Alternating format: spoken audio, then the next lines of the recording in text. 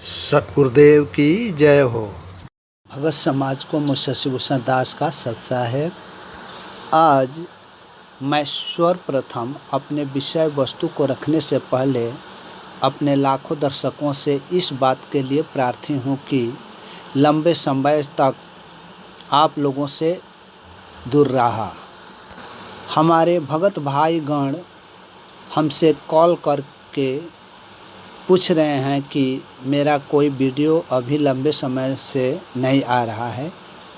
इसके लिए मैं आप सभी को शुक्रगुजार हूँ कि आप लोग हमारे एवं हम सबका सात्विक आंदोलित विचारों को सुनने, जानने एवं समझने के लिए इंतज़ार कर रहे हैं। इसके लिए मेरी श्रद्धा है कि परमात्मा की बहुत बहुत दया आप लोगों पर बनी रहे और सात्विक आंदोलन के पग को और तेज़ी से आगे बढ़ाने में आपकी सहायता हमें मिलती रहे। आप पुण्य आत्माओं की देन है कि सत्यवादी संत रामपाल जी महाराज के षड्यंत्रकारियों का पोल पट्टी बड़ी तेज़ी से समाज के लोगों के बीच खुल रही है। आप सभी अपने सत्कर्म को करते रहें, परमात्मा आपके सत्कर्मों का फल अवश्य देंगे। परमात्मा की दया से आपके सत्कर्मों ने उन गुंडे मवाली के अकर्मों या दुष्कर्मों पर ऐसे आक्रामक हो गया है जैसे भूखे शेर के सामने कोई मेमना आ गया हो। ये गुंडे अपना तिजोरी दुष्कर्मों एवं अकर्मों से भर चुके हैं। अब इनके दुष्कर्मों का तिजोरी में छिपा नहीं पाते हैं और इनके हर दुष्कर्म सामने आ जाती है। आपने अभी फ़िलहाल शामली सतलोक आश्रम जो बेदखेड़ी में स्थापित है, आश्रम के नेताओं ने क्या घटना किया है शायद आप सभी को जानकारी हुई है। यदि जानकारी नहीं है तो संक्षिप्त में वहाँ की घटना आप लोगों के बीच रखता हूँ। शामली सतलोक आश्रम में अवतरण दिवस के नाम पर शामली आश्रम के नेताओं में प्रमुख देशराज एवं सेकेंडरी नाम हरदेश मुजफ्फरनगर का आता है, जो शामली सतलोक आश्रम को संचालित करते हैं। इन लोगों द्वारा दिनांक 6/9/2024 को लोगों को बुलाए गए अपने आश्रम में। आश्रम में अनेक लोग गए मगर वहां जाने वाले भगतगण अनजान हैं कि वह संत रामपाल जी महाराज का आश्रम नहीं है, बल्कि गुंडों एवं मवालियों को छुपने का अड्डा है जिसमें काले कारनामे होते रहते हैं। आश्रम के संचालक एवं उसके सहयोगी आश्रम में शादी रमैणी किसी अन्य भगत के साथ करवाते हैं। फिर उनके बीच कुछ महीनों के बाद आश्रम वाले विवाद उत्पन्न करवाते हैं। पति पत्नी के बीच फूट डालकर उसी लड़की को आश्रम में अपने चंगुल में लेते हैं। फिर उस लड़की के साथ खुद का शारीरिक संबंध बनाते हैं और वीडियो बनाकर उसे अपने पति से लाखों रुपए मांगने का दबाव बनाते हैं। पति द्वारा राशि देने से इनकार करने पर उस लड़की से दहेज प्रथा का केस करवाने का धमकी देकर पति से लाखों रुपए ऐंठते हैं। दिनांक 6/9/2024 को इस तरह की घटना शामली सतलोक आश्रम में 2 लोगों को शिकार बनाए गए हैं।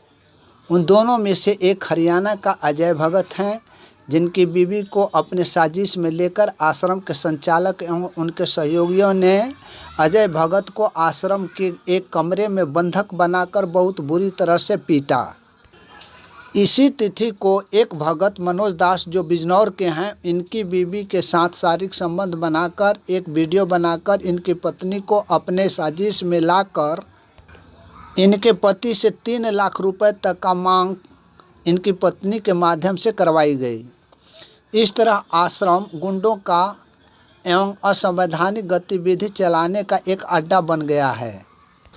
उपरोक्त दोनों पीड़ित पक्षकार वादखेड़ी सतलोक आश्रम शामली में घटित घटना को लेकर दिनांक 6/9/2024 को अजय कुमार एवं मनोज कुमार ने झिंझना थाना में अलग अलग रपट लिखवाई है, जिसमें सतलोक आश्रम संचालक देशराज एवं हरदेश मुजफ्फरनगर स्टेट कोऑर्डिनेटर तथा इनके 10-15 सहयोगियों को अपराधी बनाया गया है।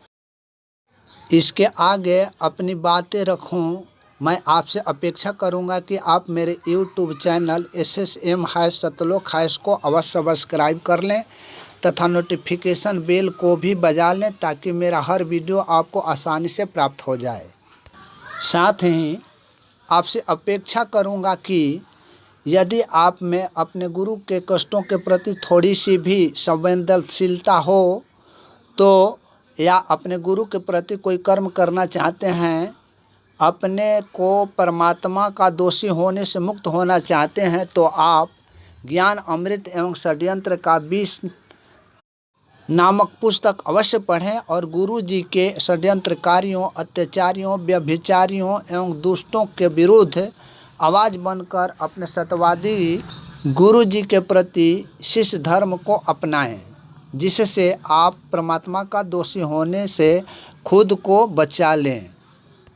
इस ज्ञान अमृत एवं षड्यंत्र का विष नामक पुस्तक को प्राप्त करने के लिए मोबाइल नंबर 99 315 92 093 पर कॉल या व्हाट्सएप मैसेज के माध्यम से संपर्क कर सकते हैं। अब मैं अपने मुख्य विषय पर चर्चा करना चाहूँगा। आप सभी जानते हैं कि संत रामपाल जी कभी भी नेताओं का कोई अहमियत नहीं देते। अपने अनुयायियों को सदा यही ज्ञान देते रहे हैं कि नेताओं के पीछे नहीं भागना, आपको मर्यादा में रहकर अपनी भक्ति करनी चाहिए। परमात्मा आपकी सारी समस्याओं को दूर करेगा। उस परमात्मा पर विश्वास रखो, यही उनका ज्ञान था। मगर गुरु जी का मौजीज शिष्य, उनके इर्द गिर्द रहने वाले धूर्त एवं अयासी शिष्य गुरु जी के नाम का सहारा लेकर खुद को नेताओं का भी नेता बनने का ख्वाब पाले बेकसूर मगर मूर्ख भक्तों को गुरु जी को तज निकम्मे एवं दोगले नेताओं के पीछे लगने का हर प्रयास कार्य करते थे। मगर गुरु जी के रहते इन मौजीज एवं धूर्त शिष्यों की दाल नहीं गल सकी। गुरु जी ने बार बार सत्संग के माध्यम से हमें शिक्षित करते गए कि नेताओं के पीछे नहीं भागना और न ही उनसे कुछ पाने की लालसा रखना।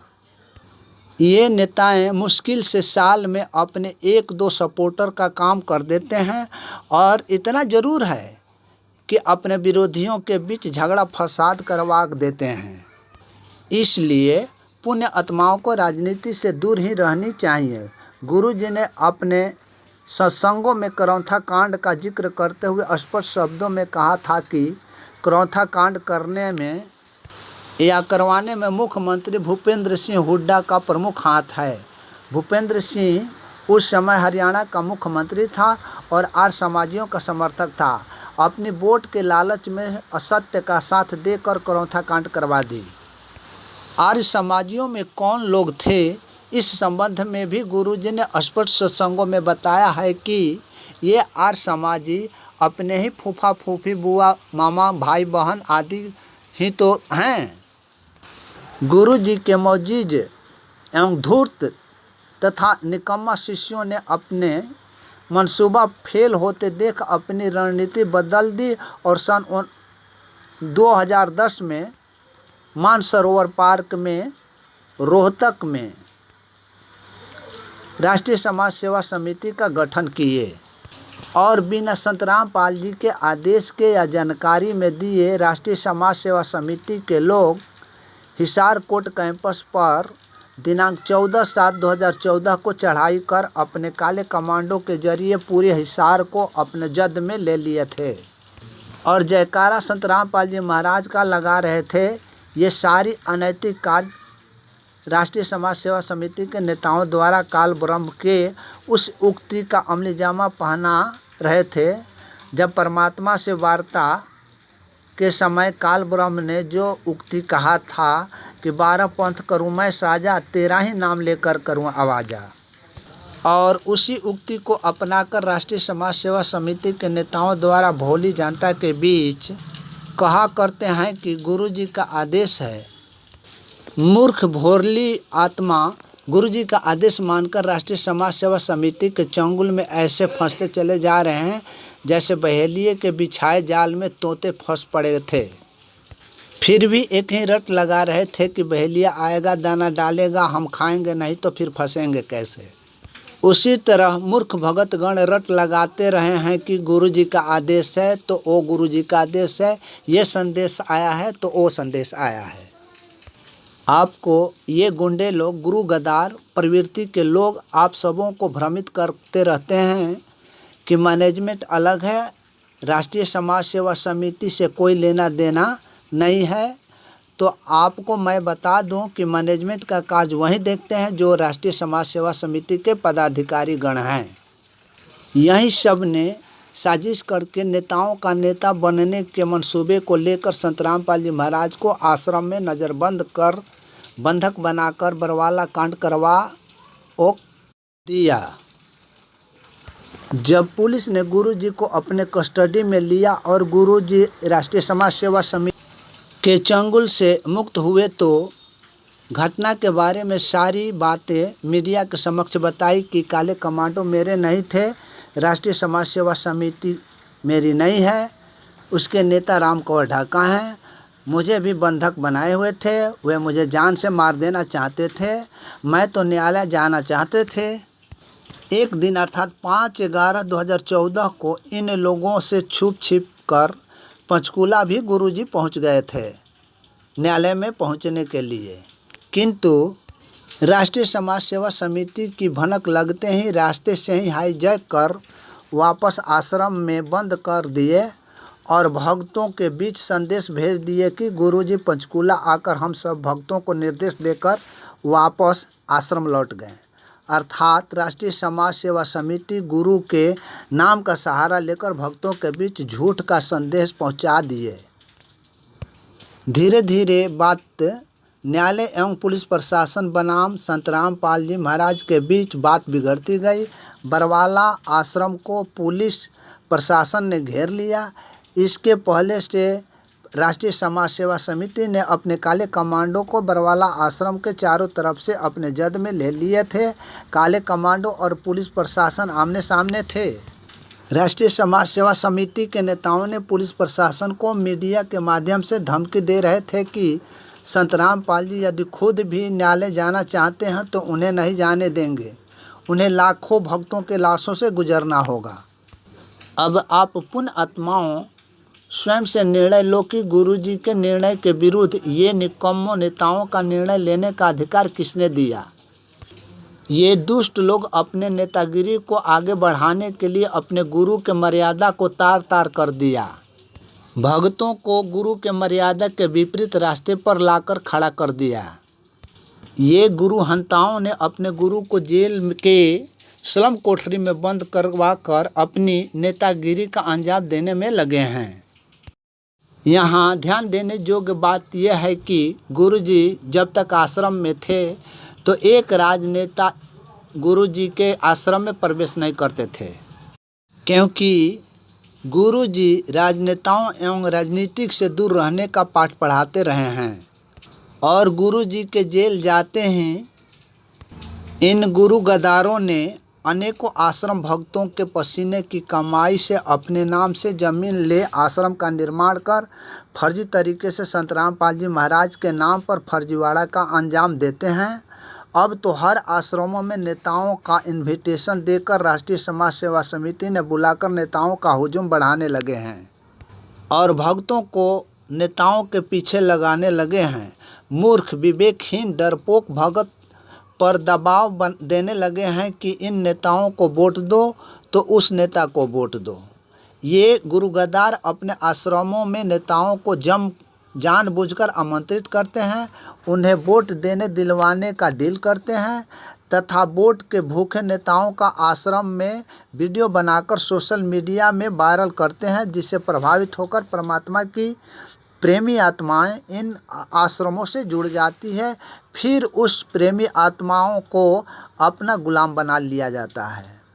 हमारे सतगुरुदेव के आश्रम में रहते एक भी नेता नहीं फटकते थे, क्योंकि सतगुरु राजनीति के खिलाफ थे, राजनीति से दूर रहते थे।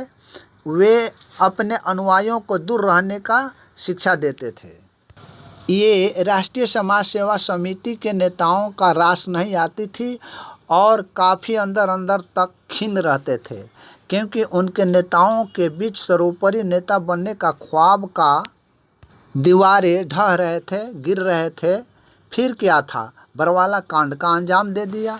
गुरुजी के विरुद्ध ये लोग गवाही देकर मरते दम तक का आजीवन कारावास की सजा करवा दी और अपने राजनीति के ख्वाब को पूरा करने के लिए नेताओं को अपने बाप बनाकर, अपना गुरु बनाकर धूमधाम कर गुरु गद्दार राष्ट्रीय समाज सेवा समिति उर्फ मैनेजमेंट अपना फोटो एवं सेल्फी लेकर नेतागिरी के मंसूबे को भक्तों के बीच परोसने लगे हैं और गुरुजी के ज्ञान को भगत समाज गोबर बनाने में लग गई है। गुरुजी जो कोई भी भगत आत्मा आश्रम में आते थे, जो कुछ भी बना होता था उसे भंडारा कराते थे। सोशल मीडिया पर भंडारा में क्या बना है, कौन आया है, कौन ऊंच है, कौन नीच है, भेदभाव नहीं करते थे।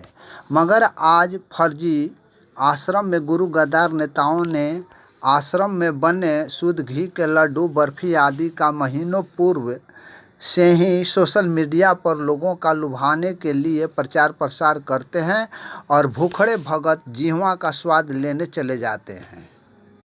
ऐसे भगत गणों को चूल्हों भर पानी ही काफ़ी है, नाक डुबो को मरने के लिए।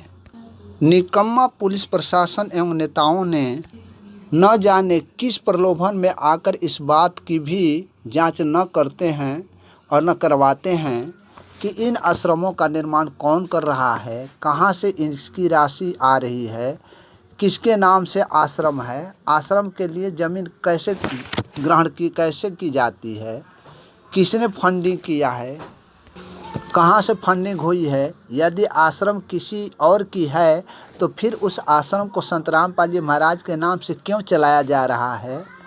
आश्रम में संत रामपाल जी के नाम से संचालित कर स्वतः फर्जीवाड़ा का कार्य कर रहे हैं, जबकि संत रामपाल जी सजा याफ्ता हैं, जेल के चारदीवारी के अंदर सजा व्यतीत कर रहे हैं। संत के नाम से गद्दारों द्वारा आश्रम चलाया जाना आम लोगों के साथ कपट और धोखे देने के समान है। पुलिस प्रशासन और नेताओं ने अपना उल्लू सीधा करने के लिए आश्रम के नाम पर इन गुरु गद्दारों को, गुंडों को, अत्याचारियों को, व्यभिचारियों और अपराधियों का अड्डा बनाए रखने में संरक्षण दे रहे हैं। सात्विक आंदोलनकारियों में से बहुत से परमात्मा की पुण्य आत्माएँ हैं। उनमें से एक पुण्य आत्मा रामचंद्र यादव कानपुर से है, जिन्होंने अनेकों नेताओं, पुलिस प्रशासन के बड़े एवं छोटे अधिकारियों से बातचीत कर आश्रम के संबंध में सूचना दिया कि संत रामपाल जी के नाम पर फर्जी आश्रम उन्हीं लोगों द्वारा चलाया जा रहा है जिन लोगों ने बरवाला कांड का अंजाम दिया था, जिसमें सरकार को 27 करोड़ रुपए खर्च हुए थे और 40,000 फोर्स लगाने पड़े थे। सैकड़ों पुलिसकर्मी एवं अधिकारी घायल हुए थे, मगर पता नहीं पुलिस प्रशासन के, चाहे वह बड़े अधिकारी हो या छोटे, नेता हो या मंत्री, किसी ने भी रामचंद्र यादव के बातों की अमल में लेकर कार्यवाही नहीं किए। परिणाम हुआ कि शामली सतलोक आश्रम के कुकर्मों एवं घटना घटित हुई। इस घटना में पुलिस प्रशासन की उपेक्षा ही है, जो रामचंद्र यादव की शिकायत पर कोई कार्यवाही नहीं की। आश्रम को बंद कराने का जिम्मेदार व्यक्ति वह होता है जो स्थानीय SHO होता है, जो ऐसी घटना घटने के बाद भी कोई उचित कदम नहीं उठाया। आज बस इतना ही, तब तक के लिए फिर आपसे मिलेंगे। सत साहेब, जय बंदी छोड़।